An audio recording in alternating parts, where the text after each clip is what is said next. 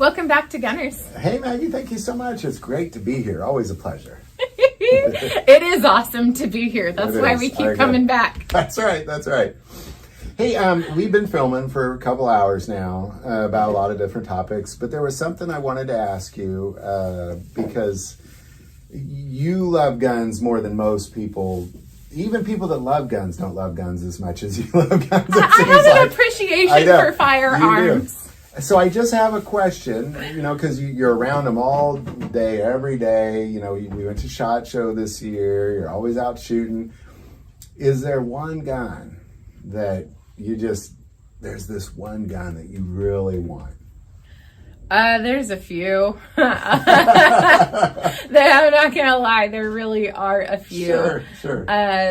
The one that has made it to the top of the list and has stayed there the longest is no longer in production. It's the Dan Wesson, I've heard it pronounced Echo, ECO.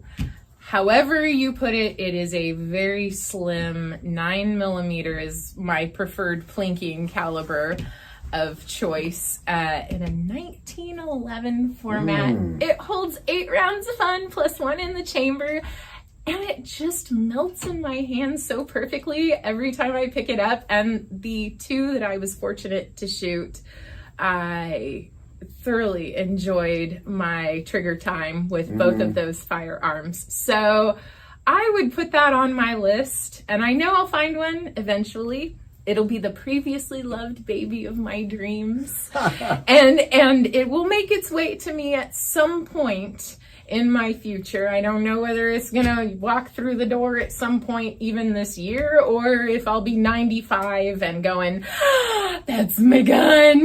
Now, in your entire life of selling guns, how many have you seen come across your... Multiple. They made them in 45 ACP and they made them in 9mm. I have seen several in the 9. I've seen most of them in the 45, which is a fantastic caliber. But I currently do not have possession of any of the 45 ACP guns. Those would all be my dad's caliber of preference. So I send all that ammo and all those firearms onto him, and I just hang on to the 9mm ones. What is it you love about that gun? First of all, 1911. Can we talk about the trigger? Can we talk about how nice those hammer fired? It is single action only. It is a straight pull back, and those things, especially if you get a competition ready 1911, they're gonna have that light, crisp trigger pull on there that I've not yet found in another firearm that fits my hand specifically as well. Now, this is a very personal thing. Everyone has their own preference for caliber, has their own preference for firearms. So just because you say something's your favorite, I say something's my favorite, or Brian says something is his favorite, it does not mean that everybody else out there needs to immediately go and buy it because it's going to be their favorite too. Sure. That's not usually how it works. So what is it about this one versus other 9mm 1911s? It was cheaper than the Nighthawk. Okay, that's fair. So I looked at a very comparable, similar frame, slim design, low profile, and just small compact 1911. And once again, chambered in the 9mm round.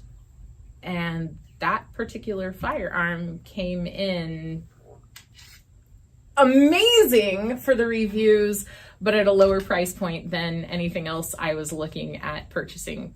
So I did not pull the trigger on buying any of those firearms just because I'm like, wow, what else can I do with all that money? Well, gosh, Maggie, thank you so much. Love this idea. Can't wait to see it on your, I guess being a smaller one, you probably can still carry that one. I could also carry in the shoulder rig too. It would be so much nicer. Yeah. There at some point will also be a 22 caliber revolver, either in 22 mag or 22 long rifle. Sure. Double action, small compact. if you were buying one gun, like if you were just to buy a 1911 and somebody presented all these options to you, which option is looking the neatest? Probably the Kimber. Okay. And I don't like the Kimber the best. Let's put it that way. Yeah. Like I look at other guns and I think, oh, that is so nice, and clearly that's made better, and clearly I just shoot them better. Okay. Yeah. And I've shot them, shot a bunch of different 1911s side by side with other people, and I'm just drilling it on the Kimber, but other people are not, and they're drilling it on the Colt, or something. So it's just, I don't know what that is. So it is the way your unique individual person is compatible with a unique individual serial number. You won't be compatible with every other human on the planet. You also will not be compatible with every serial number of gun on the planet. Same model, same manufacturer, different serial number. Yeah, maybe you'll get along great. Like if you were to try a different Colt model with a different serial number, or the same Colt model with a different serial number. But yeah, no, that is what I've seen when we worked at the range up at Blue Steel. It was pretty interesting because you'd hand one gun, one serial number to 10 different people, and one person would not miss that bullseye. And 2 of those people would not be able to hit the piece of paper at all. So it's a unique thing. And that's interesting that you say that you shoot the Kimbers better. That's cool. Well, and even when I shot Kimbers, I always kind of, if I get a chance to shoot a Kimber for some reason, I shoot it well. But I'm glad you bring this up, because I think it's fascinating what you're saying here, because so many times, and I'm sure you've experienced this too, where you pick up a gun and you're like, you know what, I don't like that gun. So then you kind of categorize all of these guns I don't like. Whereas, and it could just be that individual serial number. Because as you were talking, I thought about I love a SIG 226, 226. But then I shot one and I did not like it at all. And so in my head, I'm kind of like, well, I just don't like 226s anymore.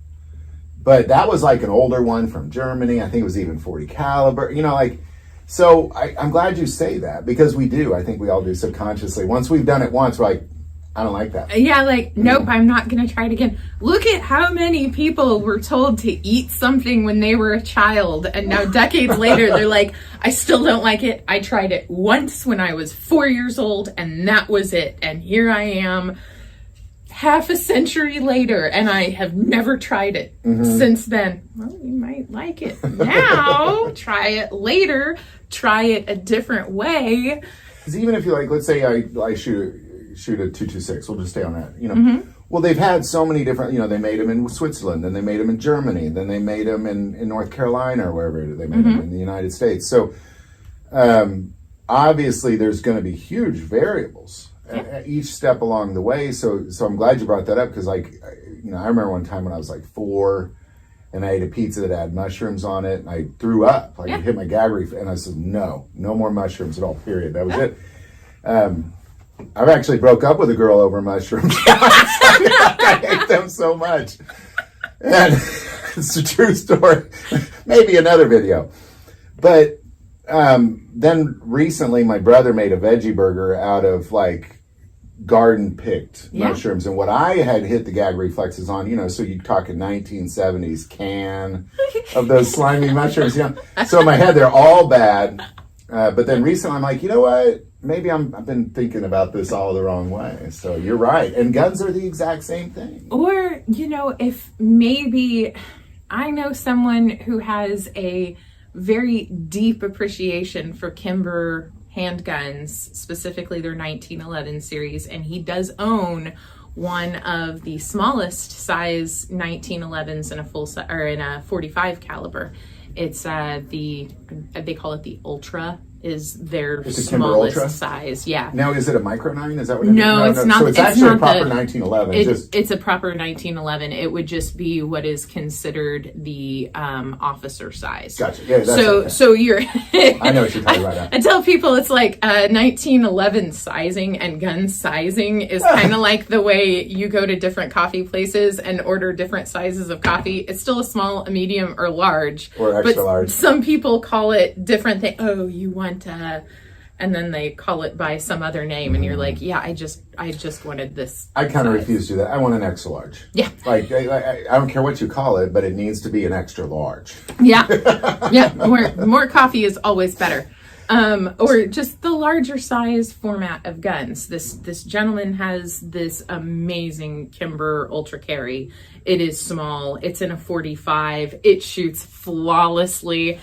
And he gets a little flinchy on it. And I have proof because I've told him I've short loaded the magazines on that for him before when we go out. And he'll still just be off slightly.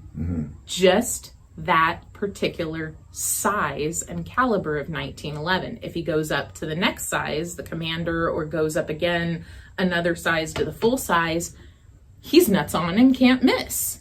I mean, it's fantastic, but it's just that smaller size and that specific caliber and that specific brand that he's having some issues with, and it could just be even that specific serial number. Interesting.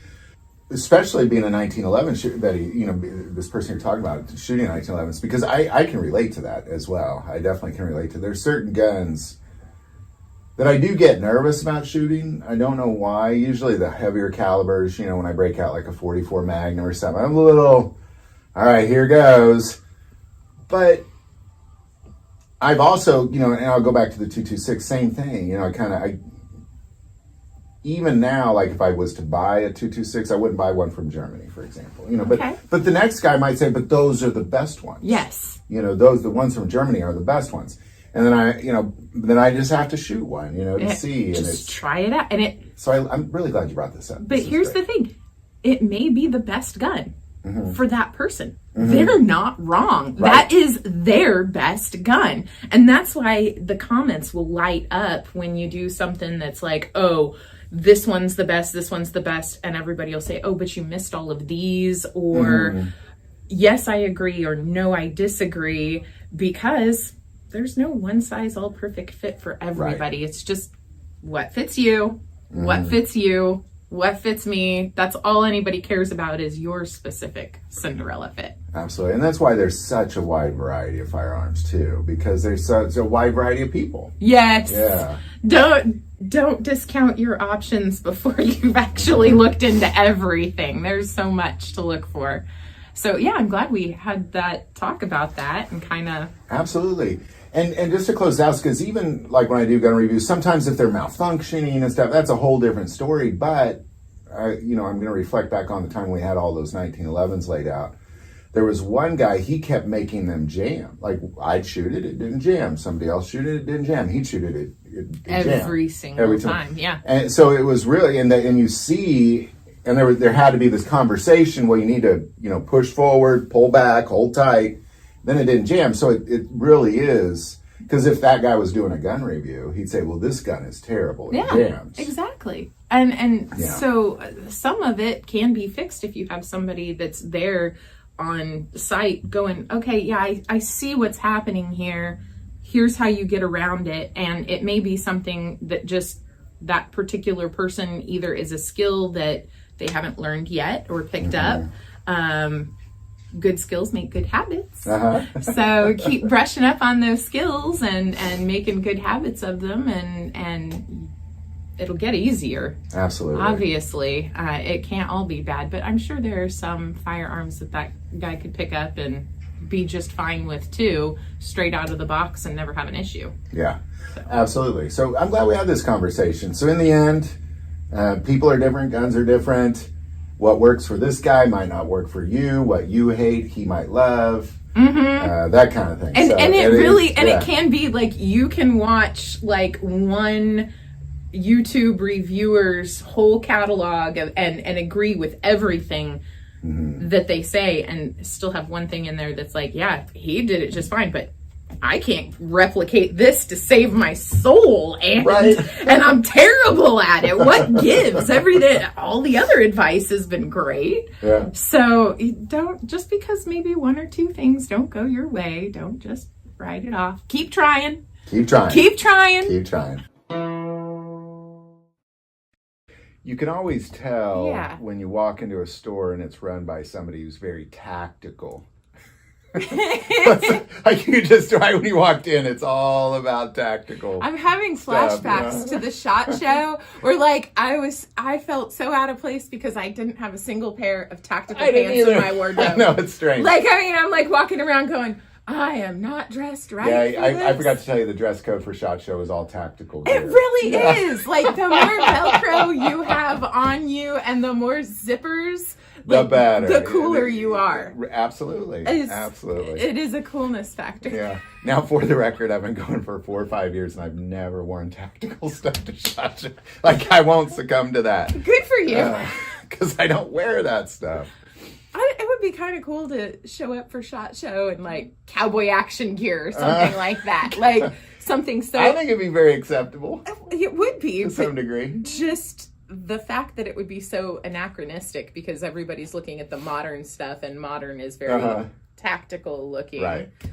But the older stuff, hey, that's the original tactical. That's the original gangster right there. the cowboy stuff. Yeah, that's right. That is true. Well, and they did have a few booths there that that was cowboy guns. A couple of those companies, Cimarron and a few others, but yeah, I don't know what that is. I don't know, because even like the dogs had tactical gear on. Like everybody had tactical gear on. Yeah, everybody's pets, their grandmas. I saw tactical grandmas in their little rascal scooters. Oh my gosh. What did that look like? Tactical granny. I really wish I would have gotten Tactical rascal. You know what? We laugh, but there actually are some original, some awesome folks out there that are lacking the mobility they once had, but that doesn't mean they're any slower on the trigger. Well, and I my tendency is to make fun of tactical elderly, but like I pulled my ACL, so I have a cane, and I went and bought a cane that has a knife in it. And I thought, is that where I'm at? Yes! I'm the tactical elderly. Yes! Oh my gosh! Tactical cane. Oh, yeah. So we were a few years back. My mom broke her ankle, and so she had to be on one of those little like kneeling scooter things to kind of get around. And I'm pretty sure my dad, my brother, and I at some point were looking at that thing going, where can we mount a scabbard on this? And how many guns can we attach to this? And Mom's like, oh no. I can see where she's going with that. At most she'd be like, well, maybe some cool pinstriping. But I think she's like, I'd probably stay away from anything other than like a holster. My mother, when I was visiting her, because I pulled my knee and I had a cane that I went and just bought at the drugstore to get around while I was still there. And she has a walker and she has like towels hanging off it. She's got like a thing of oatmeal cookies in it. She's got like a box with a Paddington Bear. Like she's totally got this walker. And as I'm leaving, she says, well, here, I have another one of these walkers. Take this walker to the airport. And I'm like, Mom, I'm not using a walker to go to the airport. Like this cane is working. And she was accusing me of being too prideful to use a walker. And I just kept saying, Mom, it's not an appropriate medical device. It's not that I'm ashamed of a walker. But now, if it was a tactical walker, maybe. So what would that look? That would have like some crazy battery pack on it if it was definitely tactical. A couple holsters, multiple cup holders, some place where you could sit your radio with the long range antenna and pick up a good signal, and maybe like some sort of tripod you can pull up to get a long range shot. Definitely, definitely. Some sort of canopy with like maybe some like the ghillie fringy looking. Fringes yes, over, just throw it right over. Like you are not there. You are in stealth mode. Well, maybe next time we go to SHOT Show, we should specifically film the odd tactical experience that is there. It is very interesting. It's not quite on the level of like walking into like Walmart and people watching at some of those places, but it's up there. It's definitely up there. There just aren't as many people acting like fools, really. Yeah. Well, my whole problem with I'm not against tactical gear. I just don't wear it to train, and I don't wear it to the range because I don't wear it. Yeah. You know, like I would, when I was a teacher or I was working in education, I would wear a suit to the range because that's what I'm going to have on all day long until I get home, you know, so that just makes the most sense to train in what you wear. But so I never understood the tactical gear thing because most people typically don't wear it on a day-to-day basis. Until you probably get like your first pair and then you're like, pockets. So much. Now, for the record, I do have cargo pants. Infinite pockets, because those things had like pockets on pockets on pockets. They had stretch in every direction. I'm looking at those things. I'm like, those things are stretchier than yoga pants. Modern day men's yoga pants. Like, it really is. I think it is. It's men's yoga pants. They really are. As a middle-aged fella, I like stretchy pants. I'm going to be real honest. Well, they make a big difference. They help in life. So one of my retired friends, the day that he retired, he said he would never, ever, ever put on another pair of pants that had belt loops, that you could draw a belt through it. So he's like, that means no jeans. I donated all those, all my khaki pants, all my dress pants. He goes, I have one pair of pants with the belt loops now, and those I just get out when I wear to funerals. Okay. He's like, that's it. And I'm like, okay. Cuffy pants all the way. I don't have to go to work. I'm not putting on belts anymore. So yeah, I totally get it. Yeah, I think, but I just say in the end, I maybe we could do a poll next time we go and ask, why do you wear tactical clothes?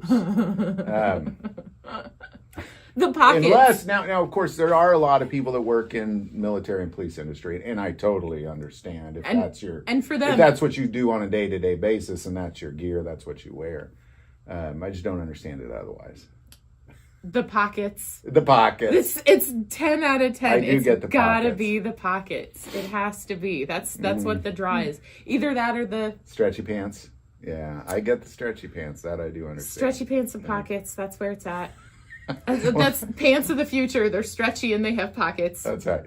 Well, Maggie, gosh, thank you for this conversation. It's so fascinating to talk about these things, especially after the fact, because you kind of look back on it and you're like, well, what do you see when you're there? Because it's so much to see, and but it is interesting. I think that people should just be themselves, regardless of what they want to wear. And if it's tactical gear, so be it. Hey, so be it. I'm there for it. Pants of the future. Let's go. Let's go. All right, well, Maggie, we'll just keep talking. Okay, all right.